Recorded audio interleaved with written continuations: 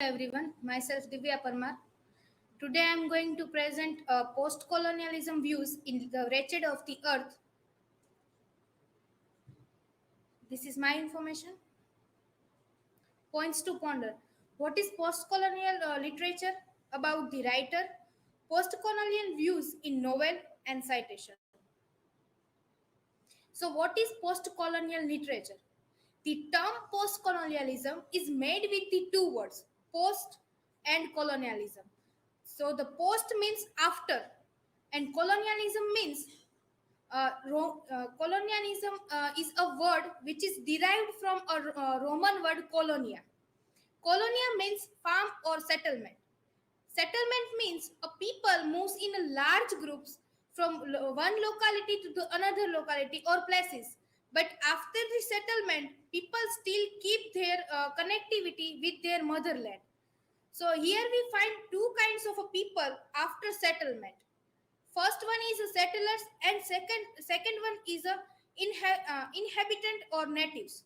So settlers means who came from other places and they settled in a new localities. And inhabitants or native means who are staying in their land. We find different terminologies are used to describe settlers and inhabitants.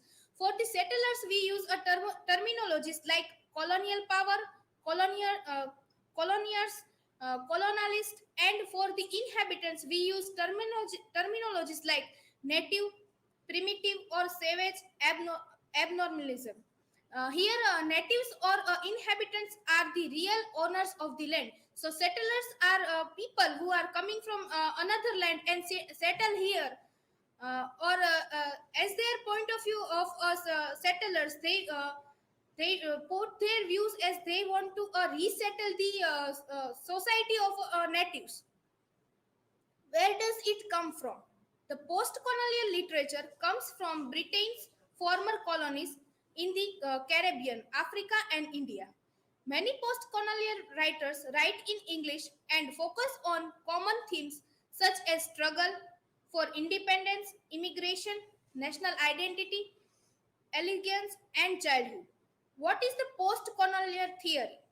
Post colonial theory is a literary theory or critical approach that deals with literature produced in the countries that were once or are now colonies of the other countries.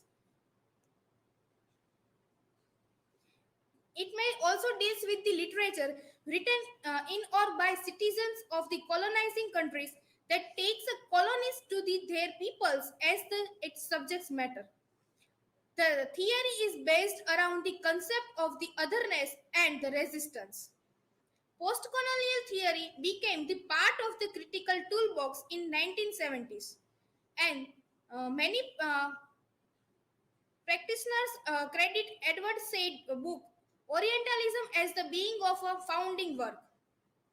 Typically, the proponents of the theory examine the ways in which writers from the colonized countries attempt to articulate and even celebrate their cultural and identities and reclaim them from the colonizers.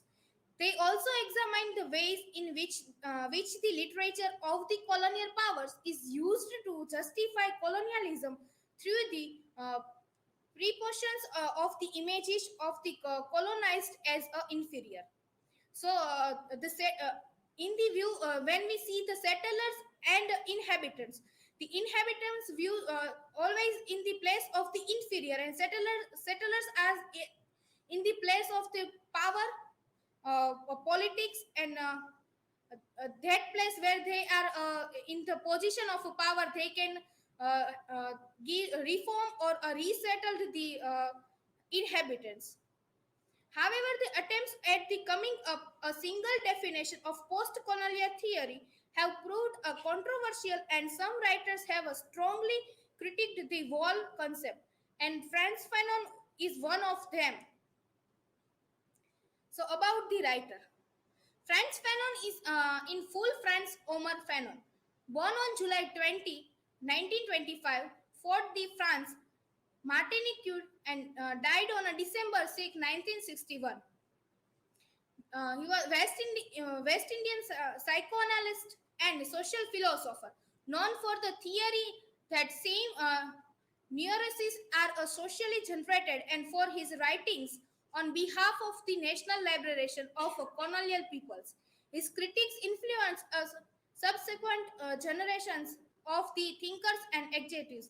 I have not taken a writer as much because uh, my point of view is up on post-colonial views. So the four features of the post-colonial literature, or we can say the characteristics of the post-colonial literature. The term post-colonialism is a helpful analytic term that tries to review aftermath of the colonialism as well as the struggle for the independence and the efforts of a colonialism comprise the social and political changes. So to get a freedom from the settlers, they have done so many struggles, and the literature, post-colonial literature, describe these struggles in it. So these are some characteristics: critic aspect, cross cultural aspect, history aspect, patriotic aspects, gender aspects, political aspects, landscape aspect, review aspect, and cultural interrogations aspects. Postcolonialism views in the Wretched of the Earth. The novel is divided into five chapters, and each chapters have contained the views of a post-colonialism. First one is on the violence. Second was a grandeur and the weakness of the spontaneity. The trials and tribulations of the national consequences on the national culture. And fifth one is the colonial war and mental disorder. So, post-colonialism theory asks for justice. It seeks to speak the vast of horrific social and psychological sufferings, exploitations, violence, and enslavement done the powerless victims of the colonization around the world. It challenges the superiority of the dominant Western perspective and seek to the reposition and empower the marginalized and the subordinated others. So the title others for as settlers are not native of that land, but they are in the positions of power. But the natives are inhabitants, called as inhabitants.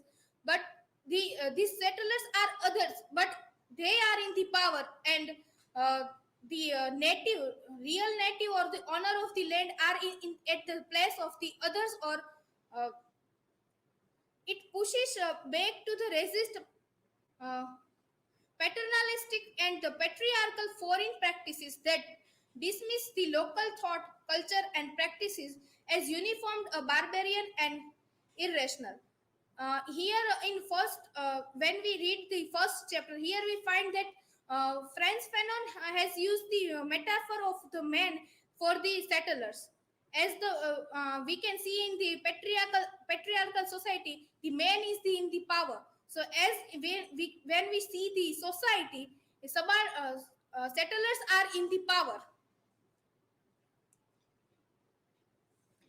It identifies the complicated process of establishing an identity that is both different from yet influenced by colonist view has left.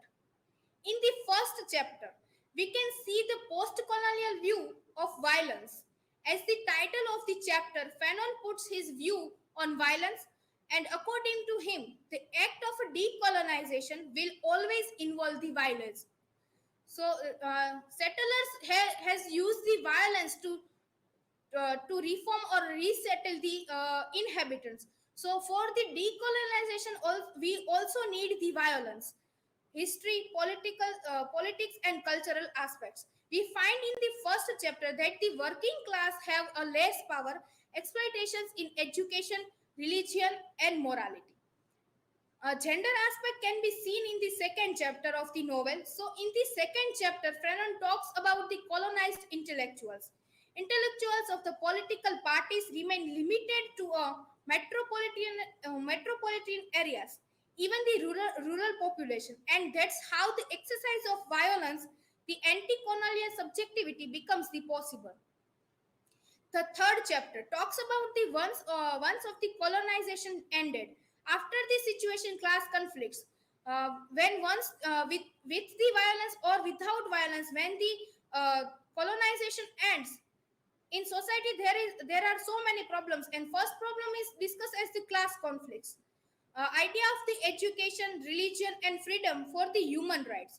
Idea of democracy is also well discussed.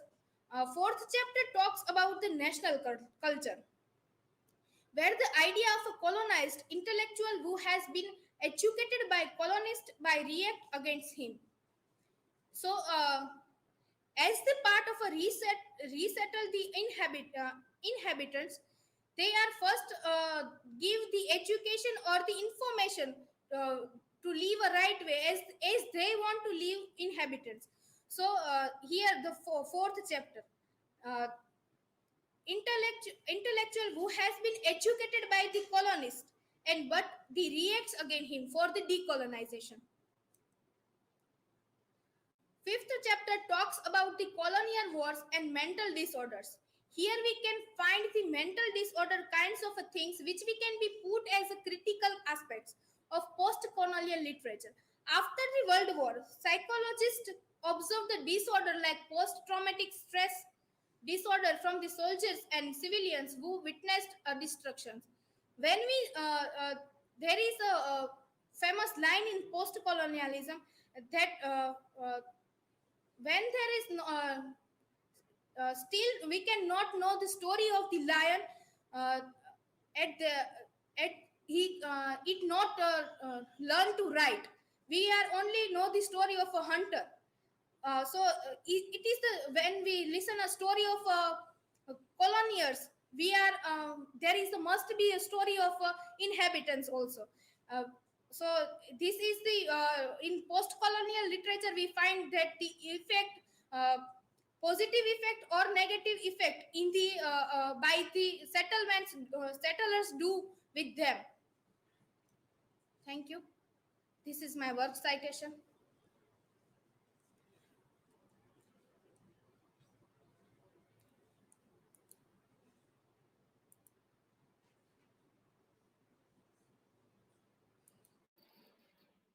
Can you explain any of the post-colonial characteristic briefly?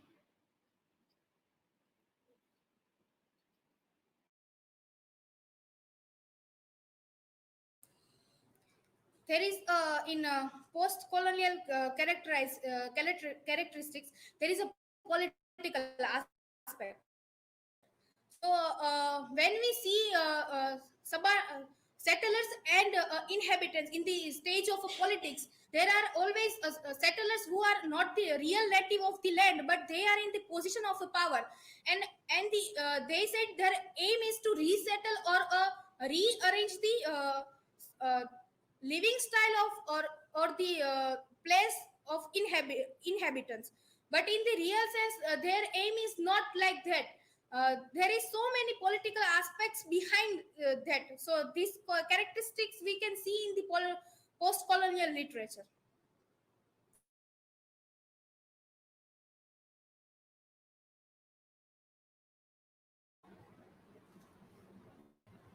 How does Fanon see violence in the Wretched of the Earth? uh, uh, the novel The Wretched of the Earth.